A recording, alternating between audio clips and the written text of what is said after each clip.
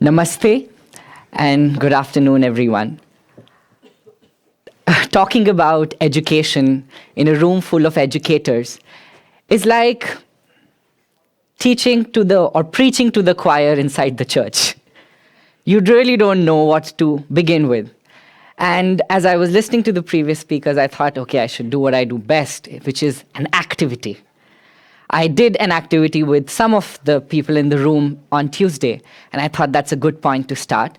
It should be a fair deal. I get to speak, you get to play, and if you win, then I continue to speak.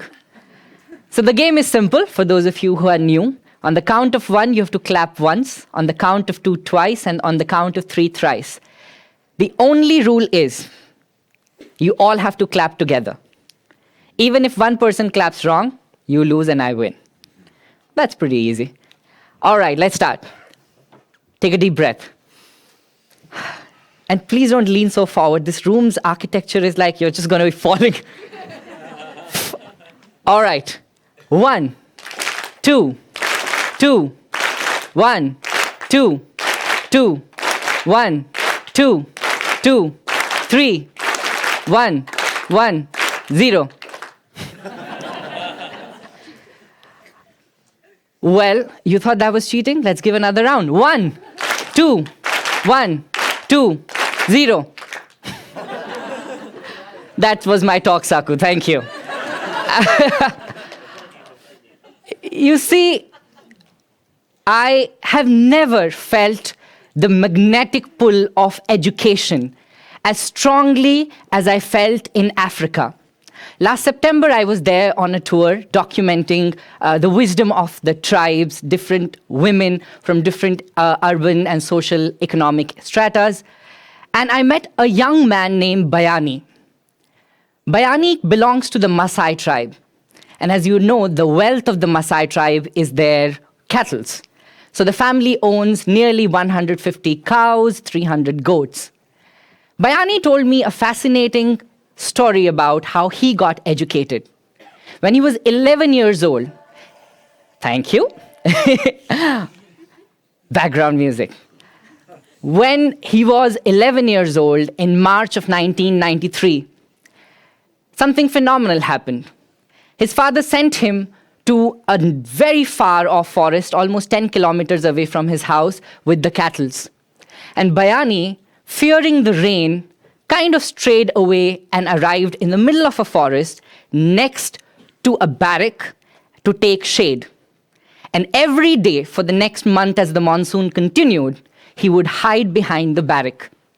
One day, when the monsoons cleared out, he heard voices of young children from that barrack, and he went inside it to find children his very own age holding paper and pen. And so he asked them, brothers, what are you doing? And they said, we are studying. And he said, what is studying? And he said, well, that's what happens in school. You learn about the world, you learn about yourself. And he said, can I study? And they said, of course. So every day, escaping from his home, leaving his cattle in the forest, Bayani would sit in the classroom and just study. Until the class monitor fought with him and said, you cannot come to school wearing that Maasai uniform. You have to dress up like a school student. And so he was taken to the headmaster, who happened to be a Maasai man, and said, I'm going to write a letter to your father so you don't have to lie every day to come to school. When the letter arrived home, the father beat Bayani black and blue. He was so hurt that his son, without cautioning him, would take the dangerous route of education. All the neighbors counseled young Bayani at age 11 for weeks to give up the idea. And Bayani, being the resilient soul he was, said, no, that's what I'm going to do. I am going to get educated. The father made a deal. Either I sell your share of cows and help you get a wife 5 years down the line, or I pay for your education for next 5 years. The path was simple. Bayani went to school. And not did he just go to school, but went so beautifully into studying that he was the first person out of that barrack school in the woods to pass out, go to senior secondary, and finally graduate out of University of Dar es Salaam, to the degree that the 9 other siblings of his, including his younger sister, got a chance to get educated. I think of that story not just as a point of awe towards Bayani's success, but as a critical statistics to how we treat children from very young age of saying, you don't know, you're just a kid, I'll help you feel and furthermore understand the world better. Young children all over the world are discounted for what they know. And I feel like there is now a shift in educational well-being all around the world that needs to treat children as collaborators, not just beneficiaries. They are not empty vessels to be filled. They are colors that you're collaborating as a canvas to paint on. And so I have seen the replica of Bayani's story and his 11-year-old intuition and learning across children around the world. I brought along some letters to show you with me from all different places. But first I wanted to share the story of a school that I was teaching in Sweden. In 2016, I was on a 90-day tour documenting the life lessons of refugees and helping them integrate in Europe across 5 countries. And every time I would go to a school, they would say, no, kids are too young to talk about refugee crisis. You're going to create more trauma. So in one of the schools that I bargained away in, I said, I'm going to only teach for 20 minutes. If they feel uncomfortable, I'm going to leave. I ended up teaching 4 hours to 10 and 12-year-old students. And at the end of the class, I asked them to write a letter to the favorite story and lesson to a refugee they most resonated with. And the first letter that I'm sharing with you is from a guy named Spencer Peterson. He says, "Dear refugee, I want to welcome you. We love and accept you for who you are. Here there is hope and many possibilities. My life lesson," he says, is no matter where, even in the darkest cave, there is hope. There were 60 kids. I had 60 letters. Another girl wrote, "Dear refugee, hold on for 10 years, because in 10 years, I will be the policy maker." I love how a 12-year-old guy can communicate about something which is as big as the humanitarian crisis that our civilization has ever seen. Or young Emma, who I met in Belgium earlier this year, writing to share that when I was 3 to 4 years old, my mom and my dad broke up. My dad was a horrible person. I don't want to talk about that. I was all the time crying, but now I am better. My mom too. I never give up. I learned to never give up. That's a 10-year-old. This young guy, 6-year-old, last month told me in Antwerp, my life lesson, Deepak, is, before you learn how to ride the bike, learn where the brakes are. And this one that says, my life lesson at age 5 is, everything is possible in the world of fantasy. So if you want to stay hopeful, fantasize more. This inference of learning from yourself and young age is not new to me. When I was going to school, I was perplexed why I was only reading about Edison and Steve Jobs. Why wasn't my grandmother part of my textbooks? She knew so much. Every night she told me stories. She told me how to put the rice and how much water to add so that you don't get wet rice. She taught me things to fold clothes, and I was just very, very irritated, to the point when I walked up to my mother, who never had an opportunity to go to school, and asked her a very simple question. You say you were pulled out of school in grade 5, but you know everything. Are you lying about not going to school? And my mother simply laughed and said, it's the truth, I didn't go to school, but hey, life is my classroom. I am learning simply from living. To my 14-year-old brain, that was a revelatory statement. I thought, if she's learning simply by living, that means everyone who's living is learning something. Voila! The population of the world is 7.634 billion, which means that there are 7.634 billion solutions. 7.634 billion people who have had a heartbreak or are going to have one.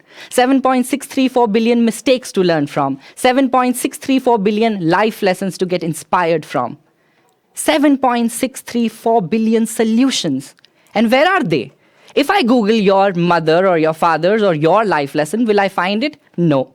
So that means you have to be a CEO of a company or have to have 1 million followers on Instagram to be tracked down, right? But does that make your story and your learning less valuable? I don't believe so. So at the age of 17, I started to pass on the life lessons I was collecting after the inspiration from my mother. I travel around the world for the last 10 years and document life lesson from people very much like you. I then come back and design with my team those life lessons into educational programming, into media projects, and then go back into classrooms to tell young kids, hey, you can learn from the person sitting next to you. You don't even need to start your notebook to even get educated.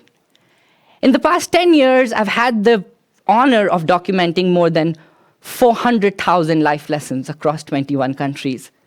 And what I have realized in this whole process is that there is a meaningful affirmation by changing someone's life without ever having met them. I met a woman on a train in New Delhi one time, and I said, "What's your life lesson?" And she said, "If your face can surprise you in the mirror every morning, you're still having a good life." Now, how does that life lesson impact a young girl in Punjab who's dealing with low self-esteem issues? I figured out you only need 300 mirrors, and I'm going to show you a video on that.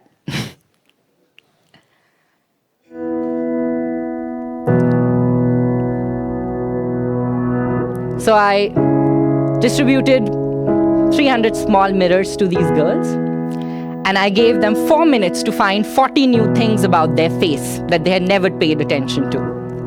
Some of them counted their eyebrows, some of them their eyelashes, freckles, acne, pimple, and one of them actually discovered to love her smile.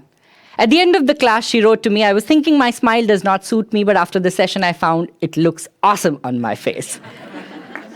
A woman in Delhi helping a girl in Punjab without ever having met them. These synchronicities of inspiring each other. I have, for 10 years found that you can actually absolutely learn from anyone. And if you label off the people, you might be able to learn much more. So I teach life lessons of sex workers to business school students because they know the customer negotiation management the best, right? And how to get your money back instantly. I teach life lessons of farmers in India to kids in Nepal who are now still recuperating to rebuild their lives post the earthquake of 2015. I've been teaching since the age of 17, and one of the things that allowed me to do was to get into classroom and understand the challenges that the students were facing. I love this, rephrasing this quote from Quentin Crisp, the British author and raconteur, who said, "The way we teach our children is the way we prepare for a geography exam. It's impossible to study about the whole world overnight. So you take the world map, you dust off the dust, you pick a country, say China. You learn everything about China. You show up to the exam next day, and obviously the question is about France. So, as a young mind, you start by writing, well, France is not like China. In China. And then you say whatever you came to say. There is now a need in education for us to equip our children with stories as diverse and daily as possible. From everyday corridor. I think Chinua Achebe in Things Fall Apart said it best when he said, "I believe in the complexity of the human story, and that no story can be told one way and said, this is it, this is the story." He said, the same person telling the same story from a different point of view might tell the story very differently. In the Ibu festival, they practice a beautiful tradition of the Ibu masquerade who dances in the public arena. And the Ibu people believe if you want to enjoy the dance, you can't just stand at one spot and see the masquerade move along. You have to move with the masquerade to be able to enjoy the grace of the movements and the choreography. That's how the world story should be told, from many different perspectives. And if they require us to change our stance, to stoop down, to lean forward, then we should be able to do that. For many years, I conducted workshops and talks and curriculums. But when I was teaching in remote communities of India that are abandoned ghost villages, I realized kids have no motivation to hear an urban kid talk about wisdom with no context. But I thought that to beautify their abandoned villages might be a way to get them curious. So we adopted a village, 600-year-old village in Uttarakhand, India. And this village faces severe migration. Out of 200 families, only 12 families are remaining. We started painting the life lessons of every migrated family onto the houses of their abandoned homes. And the kids had an in point. They started to come to the class to study digital literacy, communicate those stories, learn from their culture. And of course, people were very skeptical about the project, but I believe if someone says you can't do something, do it twice, and the next time take a lot of pictures. Because the first time you're just busy doing the project. So we took another village. We adopted another village on a glacier, and we painted the hell out of it. And then we took a lot of pictures with the kids. And I love the background music. And in many ways, I think what I learned in that scenario with those kids was that we have to allow our children to feel emotion. We have to teach them how to hold space for each other. This whole pressure of becoming something in life should ease out. And for that to happen, we need educators who are unbiased, who are not afraid to share their vulnerabilities, their success, their shortcomings. And so this is a project I'm sharing with you, which please feel free to reach out. I would love to help you replicate wherever you are. It's called Out of Syllabus. I'm sure each one of you has been to schools where you see quotes of Mahatma Gandhi, Mother Teresa, Martin Luther King hanging from the corridors. As a young child, you have little context and no connection to those people. And I found that teachers who have the second best access to children after they themselves are no longer the role models of those children. It's Kim Kardashian. It's people on the internet with 1 million followers. It's the YouTube subscriber base. So how do you reimagine role models in teachers? And the trick was simple. Teachers haven't told their stories.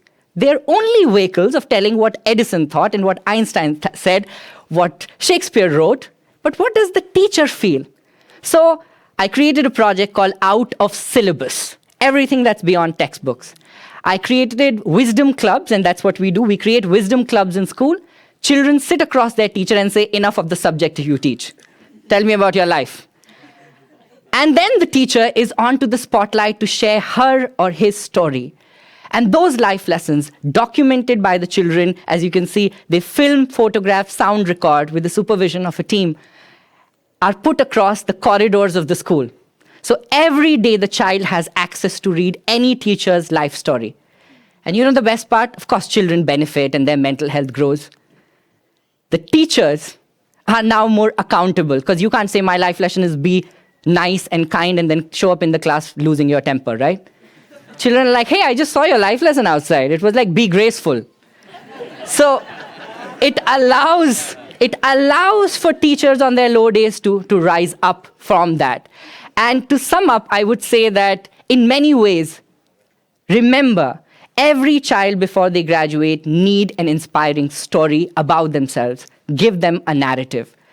And because Saku beautifully defined the theme of this talk, it all fundamentally comes down to, before I tell you what it all fundamentally comes down to, for me, I want to do a 10-second game with you. Close your eyes. Close your eyes. Imagine your 11-year-old self in a school.